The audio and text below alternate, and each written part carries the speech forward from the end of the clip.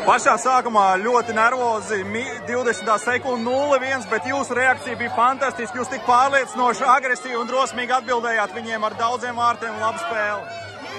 Jā, mēs ticējām paši savu no paša sākuma. Varbūt tas pašas pirmās sekundes nebija veiksmīgas, bet mēs tāpat ticējām un fani mums tiešām palīdzēja daudz.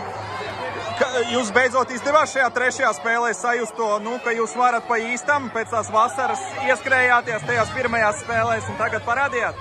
Es teiktu, ka mēs jau no pirmās spēles diezgan droši jutāmies un ar katru spēli palikām labāk un labāk šodien sniegumu arī atspoguļoja rezultātus. Tu neesi bijis Olimpiskajās spēlēs, pareizi? Nē, esmu. Tad tev pēc pusotra gada būs tā iespēja aizbraukt.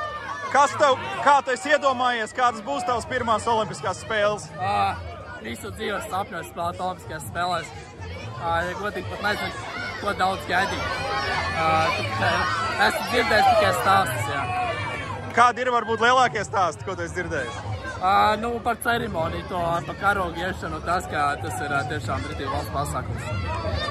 Kur tev jāpieliek vēl, lai tu karjerā tiktu uz augšu tuvākajos gados? Kas ir tās lietas?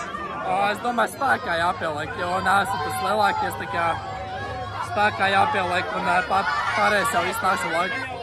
Ir tik fantastiski noteikti uzvilkt Latvijas krēklu spēlēt šajā arēnā, kurā ir tik daudz 10 000 līdzjutējus katru spēli. Kādas skudriņas skrien, kādas domas skrien galvā, kad tu izēji uz ledus? Es teiktu, vairāk pirms tu izēji uz ledus tās skudriņas ir, jo, kad tu izēji uz ledus, tu jau koncentrējies spēlē un tu nonāc uz maitas piepus un, ka fani dzied omnibus, tu uzreiz atjaunojies ātrāk un skudriņas skrien tev pāri. 23. gadā Latvija iegūta 3. vietu pasaules čempionātā.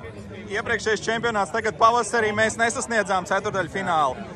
Tagad esam tikuši uz Olimpiskajām spēlēm. Mēs esam atgriezušies tajā ritmā un līmenī, kas bija 23. gada čempionātā. Kā tu redzi no iekšpuses?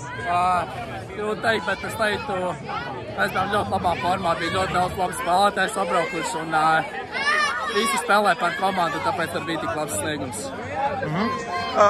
Pirms turnīra šī te vārdsargu rokāde, kad Šilovs diemžēl gūs savainojumu, nevarēja palīdzēt un visa atbildība uz Kristeru, uz vienu vārdsargu no pieredzējušajiem.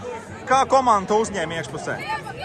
Mums ir ļoti pavaicies, mums ir ļoti daudz labu vārdsargu, un ja kāds ir savainots, mēs varam aizvietot, un kuris jau sevi pierādījis daudz gadus atpakaļ, tā kā visi ticēja viņam. Ok, lai mums daudz šādu skaistu uzvaru, lai tev karjerā iet uz augšu un lai tu sasniedz savus sapņus un lai Latvijas vienmēr sarkanbalts sarkanais karogs ir mums uz formām un mēs varam to aizsargāt. Paldies! Paldies!